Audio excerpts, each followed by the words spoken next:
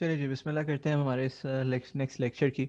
और again group financial statements के area से ही कंटिन्यू कर रहे हैं हम। अब हम चूँकि पढ़ चुके हैं ऑलरेडी दो चीज़ें। क्या दो चीज़ें?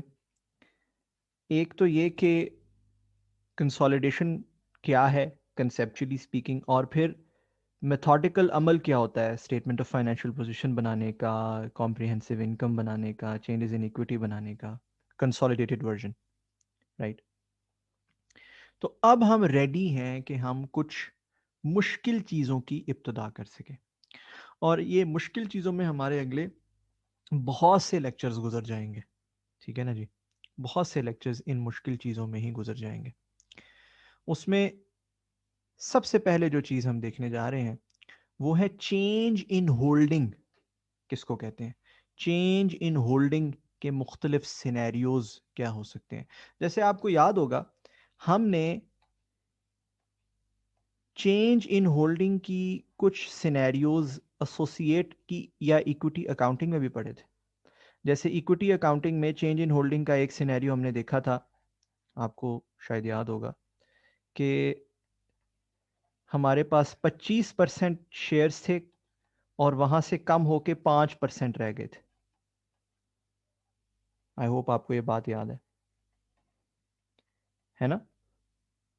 और फिर ये सिनेरियो भी शायद आपको याद होगा कि हमारे पास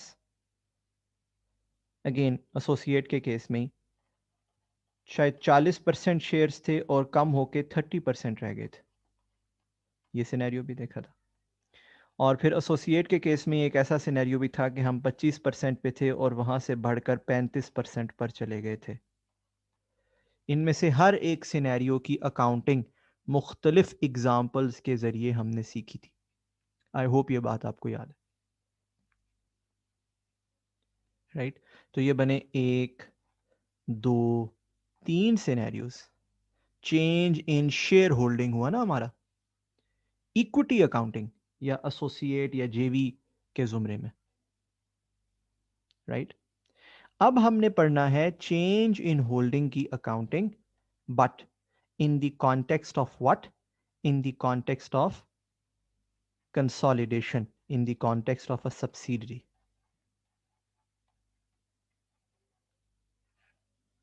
राइट। और फिर हम करेंगे समर 16 का क्वेश्चन 1, जो कि एक चेंज इन होल्डिंग के सिनेरियोज से रिलेटेड क्वेश्चन है। इसमें से कुछ इसकी एडजस्टमेंट्स को हम इग्नोर करेंगे और बाकी एडजस्टमेंट्स सॉल्व करेंगे। ठीक है जी, I hope you are up for this lecture. सबसे पहले चेंज इन होल्डिंग के मुख्तलिफ सिनेरियोज सब्सिडरी के केस में या कंसोलिडेशन के केस में क्या हो सकते हैं, ये हमें मालूम होना चाहिए। क्या हो सकते हैं जी? सबसे पहले तो ये हो सकता है कि जी आप फर्ज कीजिए हमारे पास एक सब्सिडरी है, उसमें हमारी 70% होल्डिंग है। करंट होल्डिंग क्या है? 70%। तो सबसे पहला सिनेरियो तो ये हो सकता है कि आप 70% से गिर के 30% पे चले जाएं, यानी कि सब्सिडरी से एसोसिएट बन जाए। क्या ख्याल है? एक सिनेरियो ये हो सकता है। एक और सिनेरियो ये हो सकता है कि आप 70% से गिरकर 60% पर चले जाएं, यानी कि पहले भी सब्सिडरी थी, बाद में भी सब्सिडरी रहे। फर्क तो ना पड़ा ना? तीसरा सिनेरियो ये हो सकता है कि आप 70% से गिरकर से 5% पे चले जाएं, यानी कि पहले सब्सिडरी थी और बाद में नथिंग हो गई या सिंपल इन्वेस्टमेंट हो गई, राइट। क्या ख्याल है? हो सकते हैं ना ये सिनेरियोस? फिर ये सिनेरियो हो सकता है कि आप 70% से बढ़कर 85% पे चले जाएं। इंक्रीज भी तो आ सकता है, और इस इंक्रीज में पहले भी सब्सिडरी थी, बाद में भी सब्सिडरी है। अगेन कोई फर्क नहीं पड़ा, है ना? अच्छा, फिर एक सिनेरियो जिसका इससे ताल्लुक नहीं है, इस पोर्शन से ताल्लुक नहीं है, बट ऐसे भी तो हो सकता है कि आपकी मौजूदा इन्वेस्टमेंट से 5% हो और आप 5% से बढ़कर 65 पे चले जाएं, यानी कि पहले सिंपल थी और अब सब्सिडरी बन गई। फिर ये भी हो सकता है कि अभी आप से 30% पे हैं और आप वहां से बढ़कर 80% पे चले जाएं, यानी कि अभी एसोसिएट हैं और बाद में सब्सिडरी बन जाए। क्या ख्याल है ना? सो ये तमाम सिनेरियोज हो सकते हैं। इनमें से हर सिनेरियो, जैसे इक्विटी अकाउंटिंग में हमने तकरीबन हर सिनेरियो की अकाउंटिंग पढ़ी है, तकरीबन क्या, हर पोटेंशियल सिनेरियो की अकाउंटिंग पढ़ी है। इस तरह यहां पर भी हर सिनेरियो की अकाउंटिंग हमने पढ़नी है। हमने देखना है कि हर सिनेरियो में क्या एडजस्टमेंट्स की जाती हैं, क्या जर्नल्स प्रोसेस किए जाते हैं। ठीक है, काइंडली यहां पॉज कीजिए और समर 16 का क्वेश्चन 1 सब लोग रीड कीजिए और फिर मुझे ज़रा फिर सोचिएगा खुद से कि समर 16 के क्वेश्चन 1 में क्या सिनेरियो, इन 6 में से कौन सा सिनेरियो टेस्ट हो रहा है। राइट, पढ़िए ज़रा समर 16 का क्वेश्चन 1 सब लोग। अरे जय होप आप सब ने पढ़ा है सवाल। तो समर 16 का क्वेश्चन 1 क्या है, क्या कहता है, एंड इन 6 में से कौन सा सिनेरियो है जो उसके अंदर एड्रेस हो रहा है। कहता है the draft statements of financial position of THL and it's subsidiary ZFL। तो आपको खुद ही बता दिया उसने कि सब्सिडरी है, सो देयर इज नो गेसिंग, उसने खुद बता दिया भाई सब्सिडरी है। ठीक है ना? As at 31st December 2015 are as follows. और अगर आप फाइनेंशियल स्टेटमेंट्स देखें तो प्रॉपर्टी प्लांट एंड इक्विपमेंट है पहले, फिर इन्वेस्टमेंट्स हैं और इंक्लूडिंग इन्वेस्टमेंट इन ZFL। इसका मतलब है इसमें और बहुत सी इन्वेस्टमेंट्स हैं, THL के पास और बहुत सी इन्वेस्टमेंट्स हैं। इसका मतलब है सब्सिडरी भी हो सकती है, कोई एसोसिएट भी हो सकता है, कोई सिंपल इन्वेस्टमेंट्स भी हो सकती हैं, IFRS 9 वाली। क्या ख्याल है? वो भी हो सकती हैं। ठीक है ना, इसमें बहुत सी चीज़ें हो सकती हैं। और ZFL के पास भी कुछ इन्वेस्टमेंट्स हैं। ठीक, फिर कुछ लॉन्ग टर्म रिसीवेबल है, करंट एसेट्स हैं, शेयर कैपिटल है, रिटेन्ड अर्निंग्स हैं, अदर रिजर्व्स हैं, नॉन करंट लाइबिलिटीज हैं, करंट लाइबिलिटीज। ठीक, कहते the following information is available. ये मजीद इंफॉर्मेशन है जो अवेलेबल है। अब यहां से सवाल इंटरेस्टिंग होना शुरू होगा। कहता है on 1st January THL acquired 60% shares of ZFL at the following consideration। अब कंसिडरेशन बड़ी लंबी चौड़ी है जो उसने दी है। उसने कैश कितनी दी है? कैश में उसने 200 मिलियन रुपए दिए हैं, जिसमें से 100 मिलियन उसने फौरन दे दिया और 100 उसने स्टिल पेबल है। याद रखें, गौर से सुन लीजिएगा, अगर कोई भी चीज पेबल हो ना, यानी कि पे ना की हो, तो उसकी पीवी ली जाती है कंसिडरेशन में। क्या ली जाती है? Present value.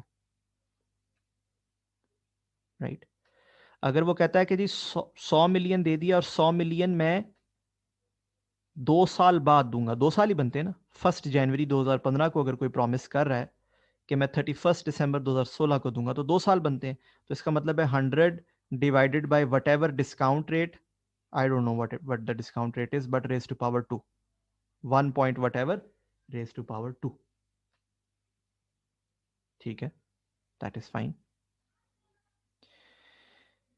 फिर कहता है issuance of 28.5 million shares of THL on the date of purchase the market price of THL and ZFL। दोनों के शेयर्स की दी हुई है, बट हमने ये पहले बात पढ़ा हुआ है, ये पहले असूल हमने पढ़ा हुआ है कि जो भी शेयर्स आप देते हैं उसकी फेयर वैल्यू ली जाती है।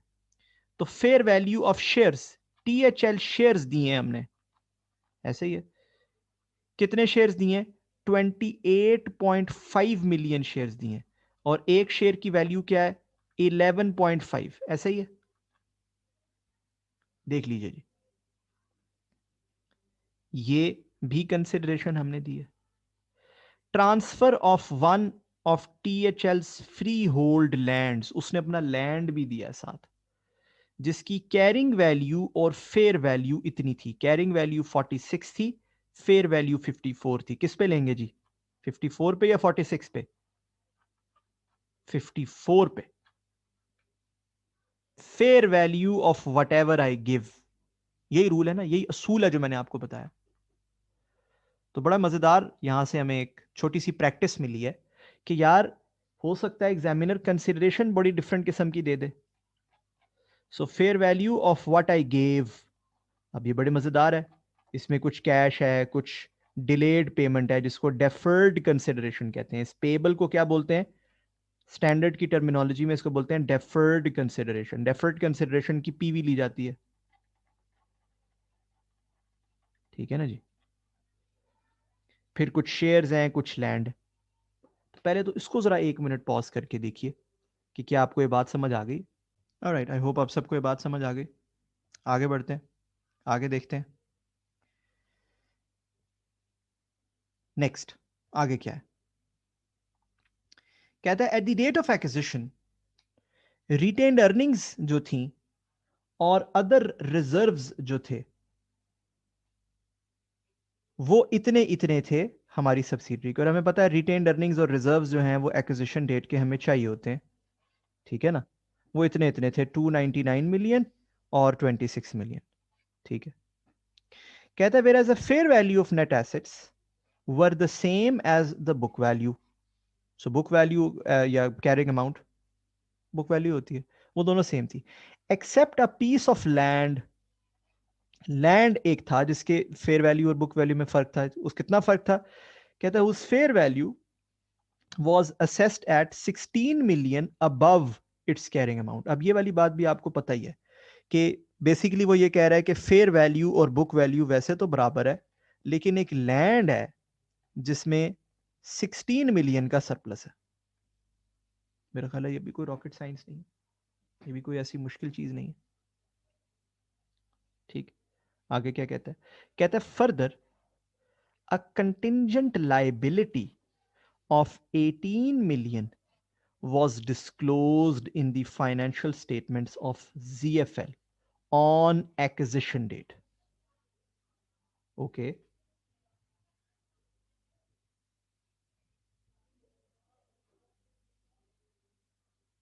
THL's legal advisor had at that time estimated that ZFL would be liable to pay rupees 6 million to settle the claim. ये एक और नया कॉन्सेप्ट आपके सामने आने जा रहा है। जैसे कि मैंने पहले अर्ज किया था, जितने ऐसे कॉन्सेप्ट्स होंगे जो सवाल के अंदर ही एड्रेस हो रहे होंगे, मैं सवाल के अंदर ही पढ़ा दूंगा आपको। ये क्या कॉन्सेप्ट है? ये है जी कि अगर सब्सिडरी की एक्विजिशन डेट पर, किस पर? एक्विजिशन डेट पर कोई कंटिंजेंट लाइबिलिटी होती है तो उसका क्या करते हैं?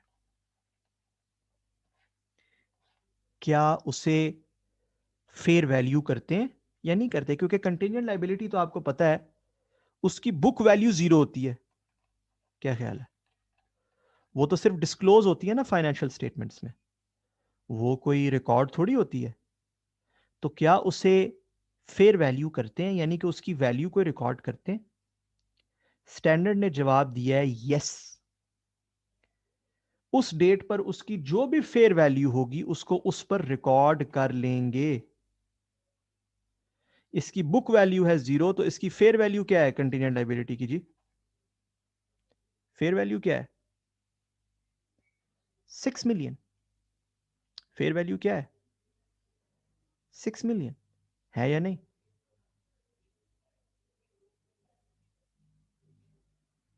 ओके। तो हमने एक नई चीज सीख ली कि कंटिजेंट लायबिलिटी अगर सब्सिडरी की कोई एक्विजिशन डेट पर हो तो उसकी बुक वैल्यू पर नहीं, उसकी फेयर वैल्यू पर उसको रिकॉर्ड किया जाता है। और कंटिजेंट लायबिलिटी की बुक वैल्यू हमेशा जीरो होती है, क्योंकि वो रिकॉर्ड थोड़ी होती है, वो तो सिर्फ डिस्क्लोज होती है।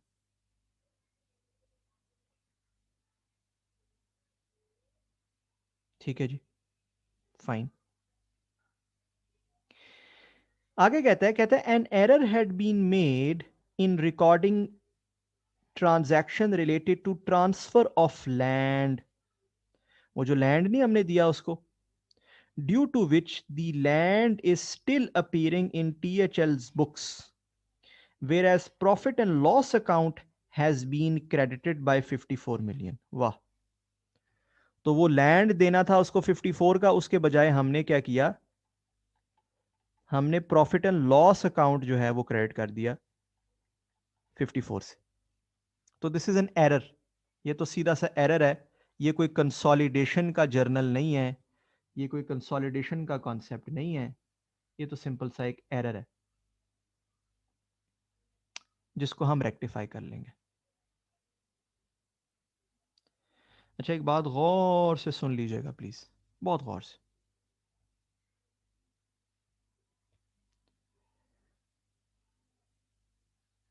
अक्सर बच्चों को एक कंफ्यूजन होती है। कंफ्यूजन क्या होती है? वो कहते हैं सर ये जो लैंड दिया है, ये जो शेयर्स दिए हैं, ये तो हमने सब्सिडरी को खरीदने के लिए दिए हैं, तो ये तो सब्सिडरी के पास ही हैं, तो ये हमने अपनी फाइनेंशियल स्टेटमेंट से निकालने क्यों है? लैंड डिलीट क्यों करना है फाइनेंशियल से? ये तो अभी सब्सिडरी को ही दिया हमने। ये एक कंफ्यूजन होती है, याद रखिएगा। हो सकता है आप में से बहुत सारों को ये कंफ्यूजन ना हो, कुछ को होगी भी। याद रखिएगा, सब्सिडरी को खरीदने के लिए अगर आप कुछ भी अदा करते हैं तो वो आप सब्सिडरी को नहीं देते, वो आप अपने सब्सिडरी के प्रीवियस ओनर्स को देते हैं। ये कंफ्यूजन क्लियर हो गई? क्या मतलब? मतलब ये कि ये कुछ भाई हैं, कुछ फैमिली है कोई एक, ठीक है ना, ये सब्सिडरी के ओनर्स से पहले आपने जब सब्सिडरी खरीदी होगी,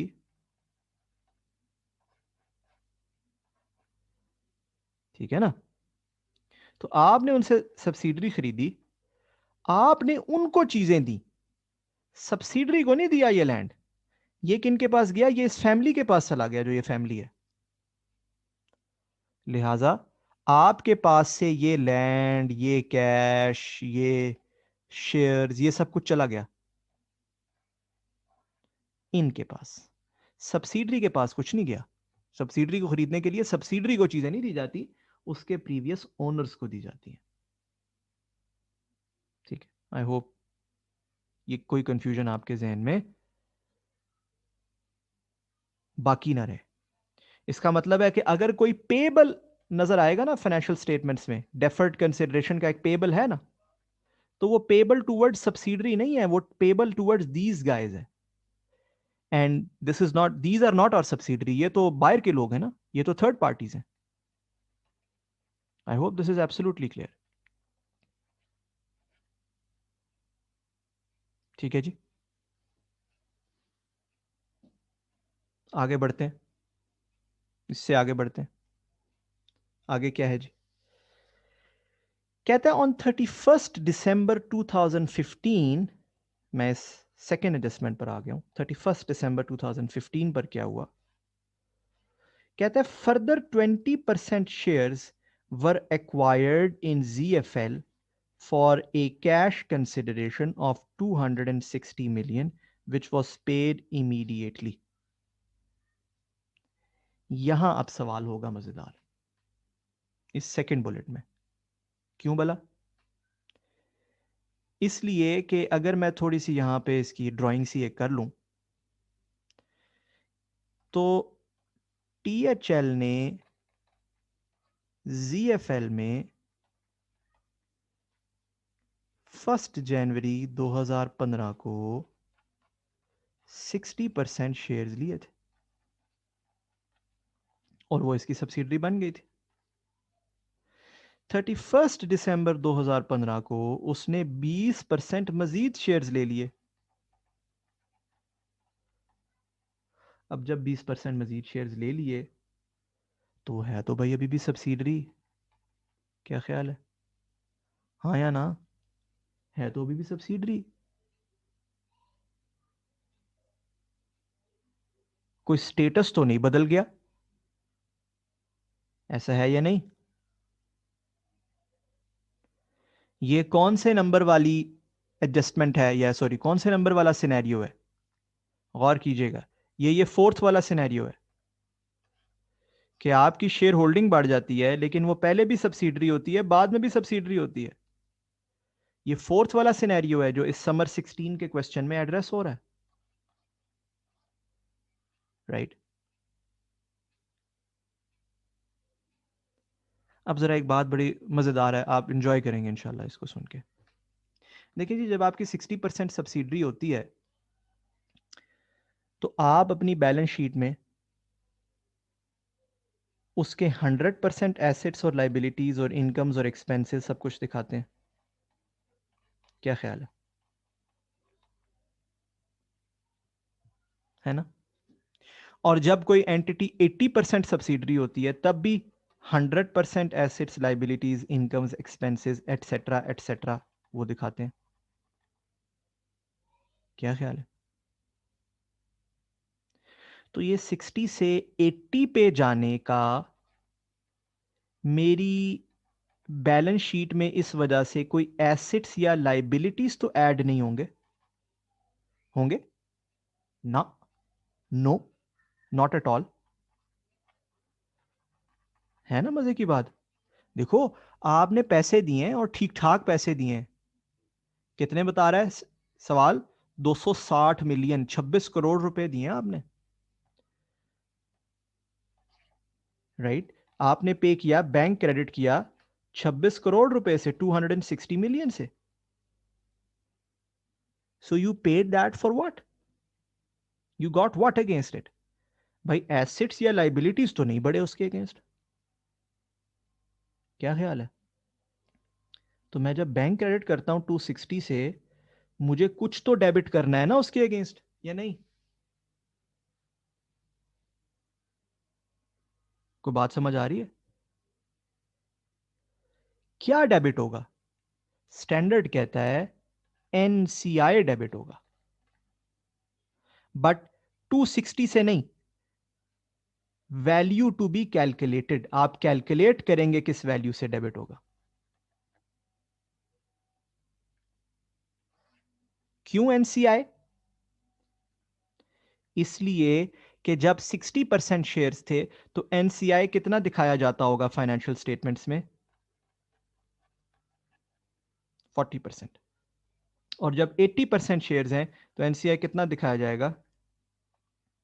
20%।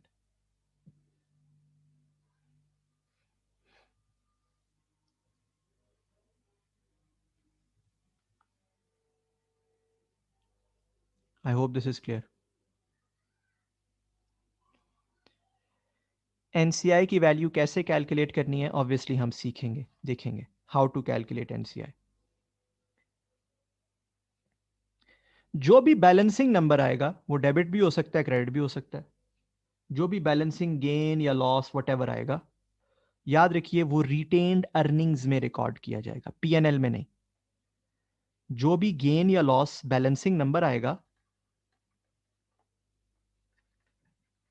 गेन या लॉस, वो कहां रिकॉर्ड किया जाएगा? रिटेन्ड अर्निंग्स में, नॉट पीएनएल। और स्टैंडर्ड ने पीएनएल में रिकॉर्ड करने से मना किया है। क्यों मना किया है?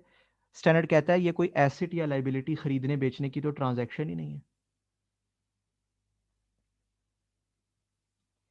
ये तो ये तो शेयर होल्डर्स में तब्दीली हो रही है कि पहले आप शेयर होल्डर थे और एक थोड़ा सा बड़ा शेयर होल्डर था आपके साथ, अब आप बहुत बड़े शेयर होल्डर हो गए हैं और दूसरे को आपने बिल्कुल छोटा कर दिया। तो ये तो एसिड लाइबिलिटियां नहीं बढ़ कम रहे। फाइनेंशियल पोजीशन में, स्टेटमेंट ऑफ फाइनेंशियल पोजीशन में एसिड लाइबिलिटी नहीं कम या ज्यादा हो रही, वो तो उधर ही है। हाँ, जो उनके ओनर्स हैं, जो उनके शेयर होल्डर्स हैं, वो तब्दील हो रहे हैं, वो चेंज हो रहे हैं। और आईएफआरएस का असलूब है कि जो शेयर होल्डर्स की ट्रांजैक्शंस होती हैं उनका गेन या लॉस पीएनएल में नहीं लाया जाता। उनका गेन या लॉस इक्विटी में रखा जाता है। जैसे डिविडेंड आप शेयर होल्डर्स को देते हैं, उसका इफेक्ट कहां जाता है? रिटेन्ड अर्निंग में। ये रीजन है जी। आई होप आपको क्लियर हो गई बात। तो कंसोलिडेटेड फाइनेंशियल स्टेटमेंट्स में इसकी ये जर्नल की जाएगी, ये एडजस्टमेंट की जाएगी। ठीक है जी, इन दी कंसोलिडेटेड फाइनेंशियल स्टेटमेंट्स। एक तो ये प्रॉब्लम है। दूसरा एक और प्रॉब्लम है, वो ये कि सेपरेट फाइनेंशियल स्टेटमेंट में इसकी ऑलरेडी कुछ ना कुछ अकाउंटिंग हो चुकी होगी, उसको अनफॉर्चुनेटली हमें रिवर्स करना पड़ेगा। सेपरेट फाइनेंशियल स्टेटमेंट में क्या हो चुका होगा, इसकी कुछ ना कुछ अकाउंटिंग हो चुकी होगी, उसको क्या करना पड़ेगा हमें, रिवर्स। पता है क्या अकाउंटिंग हुई होगी इसकी सेपरेट फाइनेंशियल स्टेटमेंट्स में? बैंक डेबिट किया होगा, सॉरी क्रेडिट, बैंक क्रेडिट किया होगा और इन्वेस्टमेंट डेबिट की होगी, इन्वेस्टमेंट इन सब्सिडरी। सेपरेट फाइनेंशियल स्टेटमेंट्स में तो सब्सिडरी में इन्वेस्टमेंट नजर आ रही होती है ना, 260 की। इसको हमें रिवर्स करना पड़ेगा, बिकॉज ये सही एंट्री नहीं है। असल में सही एंट्री क्या है, ये वाली। ये एंट्री हुई हुई है, इसको हमें रिवर्स करना है। ये एंट्री नहीं हुई हुई, इसको हमें इनकॉर्पोरेट करना है। आई होप कि ये मेरी बात आपको समझ आ गई है। यहां 1 मिनट पॉज कीजिए और इसको तसल्ली से देखिए। अरे जी, आई होप आपने इसको देखा है। वापस आते हैं सवाल पे, आगे पढ़ना शुरू करते हैं। कहता है the fair value of investment appearing in ZFL's financial statements at 31st December 2015 was 15 million. These investments are recorded at their fair value. ठीक है, तो जो ZFL की फाइनेंशियल स्टेटमेंट्स में 31st दिसंबर 2015, अब अगर हम अपना ईयर एंड देखें कि हमने किस ईयर एंड की फाइनेंशियल स्टेटमेंट्स बनानी है, तो 31st दिसंबर 2015 की बनानी है, राइट? ऐसे ही है ना, 31st दिसंबर 2015 की। कहता है यहां पर इसकी फेयर वैल्यू बनती है 15, हालांकि इन्होंने इसको रिकॉर्ड किया हुआ है 10 पे। इसका मतलब जो IFRS 9 वाली फेयर वैल्यूएशन की एंट्री होती है वो नहीं की हुई इन्होंने। क्या ख्याल है? एक एंट्री मिसिंग है ना, एक जर्नल मिसिंग है। इसका कंसोलिडेशन से कोई ताल्लुक नहीं। आप कह लेंगे एक और एरर है फाइनेंशियल स्टेटमेंट्स में, ठीक है, हम रेक्टिफाई कर देंगे, कोई मसला नहीं, कोई ऐसी रॉकेट साइंस नहीं। अच्छा, जो फोर्थ जर्नल है, ये आपने पढ़ा होगा जब मैंने आपको सवाल पढ़ने के लिए दिया था। ये रिलेट करता है, ये रिलेट करता है IFRS 9 से। ठीक है, एमोटाइज्ड कॉस्ट रिसीवेबल है, ठीक है, और ECL की रिकॉर्डिंग है, राइट? और खास कुछ ऐसा नहीं है कुछ भी। और ECL भी नहीं कहना चाहिए, चेंज इन टर्म्स कहना चाहिए, राइट? ECL भी नहीं कहना चाहिए, चेंज इन टर्म्स कहना चाहिए, जो एज पर हमने IFRS 9 के अंदर पढ़ा था कि अगर एमोटाइज्ड कॉस्ट फाइनेंशियल एसेट की टर्म्स में कोई चेंज आ जाए तो क्या किया जाता है, ऐसा ही है। और ऐसा सवाल हमने किया था कि जी टर्म्स में चेंज आ गया और अब ये है, और उसमें हमने पढ़ा था कि ओरिजिनल इफेक्टिव इंटरेस्ट रेट को ही लेके चला जाता है, जो ओरिजिनल इफेक्टिव इंटरेस्ट रेट होता है। सिर्फ कैश फ्लोज रिक्वायर्ड, जो सॉरी कैश फ्लोज जो रिवाइज्ड होती हैं उस पे प्रेजेंट वैल्यू कर लिया जाता है, यानी कि present value of revised cash flows at original rate बनाया जाता है। पढ़ा था या नहीं पढ़ा था? Right right? और हमने एक्चुअली ऐसा सवाल भी किया था, हमारी अपनी क्लास एग्जाम्पल थी, वहां से हमने ये सॉल्व भी किया था। ठीक है, इस पर्टिकुलर एडजस्टमेंट को हम स्किप कर देंगे अभी के लिए। हमने ऐसे सवाल पहले बहुत किए हैं, राइट? अभी हमारा फोकस फाइनेंशियल इंस्ट्रूमेंट्स नहीं है, उसके अल्हम्दुलिल्लाह हम गुरु हैं, वो हमें सारा आता है। अभी हमारा फोकस कंसोलिडेशन है, राइट? तो सॉल्व करते हुए हम इस एडजस्टमेंट का कोई इफेक्ट नहीं लेंगे, फोर्थ एडजस्टमेंट का। कैसे करते हैं वो हमें आती है। ठीक। फिफ्थ एडजस्टमेंट कहता है टीएचएल इंटेंड्स टू, अब ये टीएचएल के बारे में बात हो रही है, पेरेंट के बारे में। पिछली बात भी पेरेंट के बारे में थी, जो आईएफआरएस 9 की टेस्टिंग थी, ये भी पेरेंट के वाले से बात हो रही थी, राइट।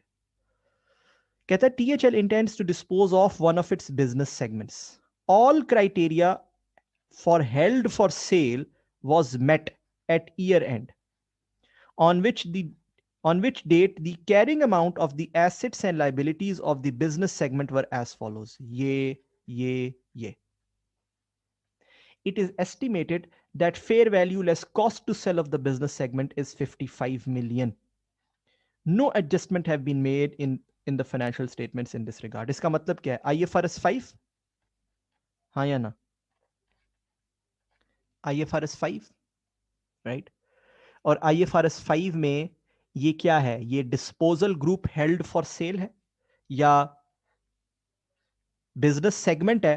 तो स्टेटमेंट ऑफ फाइनेंशियल पोजीशन के लिए ये disposal group held for cell होगा, बेशक डिसकंटिन्यूड ऑपरेशन भी हो, but statement of financial position के लिए डिसकंटिन्यूड ऑपरेशन का कोई रोल नहीं होता। हमने पढ़ा हुआ है IFRS 5 में, है ना? हमने पढ़ा हुआ है कि मेजरमेंट के लिए disposal group held for cell की रिक्वायरमेंट्स बताई हुई हैं। इसी तरह स्टेटमेंट ऑफ फाइनेंशियल पोजीशन में प्रेजेंटेशन के लिए सिर्फ disposal group held for cell की रिक्वायरमेंट्स हैं, डिसकंटिन्यूड ऑपरेशन से रिलेटेड कोई रिक्वायरमेंट्स नहीं है। बिकॉज ये भी पढ़ा था हमने, और आप जाके रिकैप भी कर सकते हैं IFRS 5 का लेक्चर, कि disposal group held for cell अक्सर डिसकंटिन्यूड ऑपरेशन भी होता है। तो ये बेसिकली IFRS 5 की टेस्टिंग हो रही है कि जी कैसे आप मेजर करेंगे, कैसे आप उस पर इंपेयरमेंट करेंगे, कैसे आप उसको प्रेजेंट करेंगे। अगेन ये भी हमने डिटेल में देखा हुआ है, कोई ऐसी रॉकेट साइंस नहीं है हमारे लिए। ये वाली एडजस्टमेंट भी, फिफ्थ एडजस्टमेंट भी हम सॉल्व करते हुए स्किप कर देंगे। ठीक है जी। फिर कहता है THL values the NCI at its fair value. So NCI fair value पे निकाली जाती है। फिर कहता है before acquisition of further shares as mentioned in para 2 and impairment test was carried out. ठीक है, for the impairment of goodwill, जिससे पता यह चला कि ZFL की जो रिकवरेबल अमाउंट है, ZFL कंप्लीट ZFL की जो रिकवरेबल अमाउंट है वो 1210 मिलियन है। ठीक है जी, इसका मतलब इंपेयरमेंट ऑफ गुडविल भी उसने टेस्ट कर लिए, और ये पूरे CGU की रिकवरेबल अमाउंट दी है। गुडविल की इंपेयरमेंट होती भी CGU से ही है। Good, very good. कहता है THL's cost of capital is 10%। ये बेसिकली इसलिए दिया है ताकि आप डिस्काउंटिंग कर सकें। वो जो पेबल है जिसकी PV निकालनी थी, उसकी डिस्काउंटिंग करनी है ना, आप उसकी डिस्काउंटिंग कर सकें। कहता है consolidated statement of financial position बना के दें 31 दिसंबर 2015 पे, और 28 मार्क्स का सवाल है। जो 2 जर्नल्स मैंने निकलवा दिए, अगर मैं उसको निकाल दूं तो ये तकरीबन कह लें आप 20-ish मार्क्स का सवाल बन जाता है। ठीक है जी, अगर उन 2 जर्नल्स को मैं निकाल दूं। रिक्वेस्ट मेरी आप सबसे ये है कि आप सब लोग यहाँ पे 5 मिनट का पॉज करेंगे, और इस पूरे सवाल का जो मैंने पूरा आपको फ्लेवर दिया है और पूरा मैंने पढ़ाया है, इसको एक दफ़ा दोबारा गो थ्रू करेंगे और इंश्योर करेंगे कि आपको इस सवाल का एक एक बिट समझ आ गया कि ये सवाल में पूछा क्या जा रहा है।